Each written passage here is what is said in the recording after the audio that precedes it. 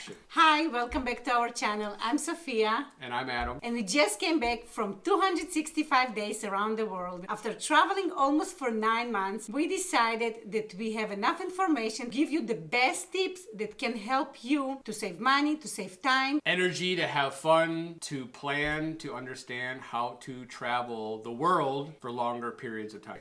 There's lots of different places you can stay while you're traveling or while you're doing long-term kind of slow traveling, as we like to do. Everybody has a different style, everybody has a different budget, so that's up to you to think about. Are you in backpacker mode? Are you just traveling for and want to stay in hotels? Or do you want to do slow long-term traveling and stay in more like houses or apartments and Airbnbs and things like that, so you have kitchens where you can cook?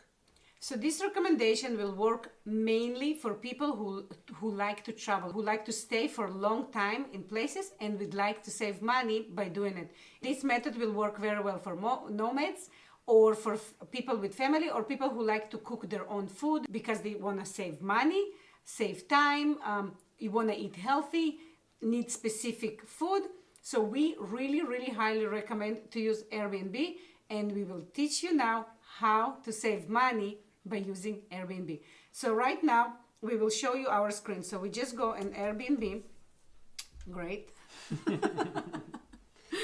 Now let's see. So we'll just randomly, we did not do homework. So Okay. where should we go? So we want to go to Koh Samui, Thailand. Okay, you want to go to Koh Let's not do Samui? Hebrew. Wait, we are in Hebrew. Okay. Oops, okay. Okay. Let's go. Right now we will show you how, right now we're going to Koh Samui, Koh Thailand. Samui, let's go for like the holidays. We'll go, here we go.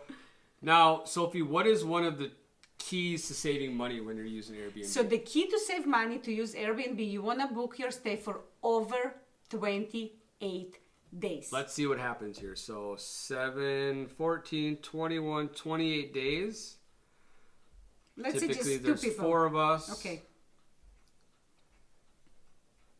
Ooh, look at these price differences. Sophia, this is a 5-star rated home. If you were paying this, staying there for like a day or for a week, 2 weeks, 3 weeks, Sophie, you're going to be paying close to $5,000. So let's try to show them. Go inside the house. I like this. Yeah. Let's look at it. So right now we will show you. So look at this. We planning to book this place from December 18 to January 15. So it's exactly 28 days. So for a month we will be paying a $1,698. So right now let's calculate it. $1,698 divided by 28 days. So we came here with $60.64 per night. Let's see if we just do it right now for just 2 weeks. So cut it down by even 1 day left. Let's just do 1 day left. We'll do the 18th to the 14th. Okay, so one more day. So you do get a weekly little discount too, which is good.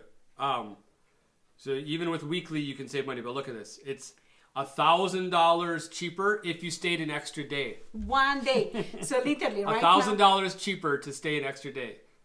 So right now, it's changed to be $94 a night. If you will stay in this place for 20, it's freaking your mind. Okay, so like you can see here in our screen, if you stay from December 18 to December 14, you will be paying $2,904. That it's equal to $94 a night. And when we did it for 28 days, you will be paying $60.64 a night. I don't want to show something. Now let me show you, because once again, this is why you want to slow travel. This is why you want to stay in places longer. This is why you can save a lot of money. You can cook a lot of your own food with local ingredients. You can still eat out when you want. But let's say you just go for, this place is a 10-night minimum. So look at this. This is for 10 nights. You're going to go there for 10 nights. You're going to pay $1,100. Okay, 60.64. 60 times 10. Okay. It's 606. So basically what we're showing you here, if you stay for 10 days and if you stay for 28 days, you will pay the exact same amount because you got $30 cheaper per night. So if you double it to 28 days, you exactly get to $1,700 because the ginormous discount. It's basically like you get a week and a half for free. If you're staying anywhere for over a week or 10 days, if you can instead stay there for 28 days, you'll pay about the same amount of money and you'll be able to stay in a place for a month. So this is, I'm telling you, accommodation. We stayed in amazing places all over the world: Spain, Florence, Italy, Thailand, in these awesome houses, awesome places, and we saved tons of money doing it. But the main tip that I really, really, really want to give you about it, you don't have to stay there 28 days, but you want to book it for 28 days. Because if you really look at it, you need to stay there, let's say, for 16 days. You'll be paying for 28 days less than if you will be paying for 16 days. So it's better sometime to book it for 28 days, but stay there just 16 days because you will be paying $60 a night instead of $120 a night, instead of $90 a night. So when you look at the big amount together, you might be saving money even if you are not staying there.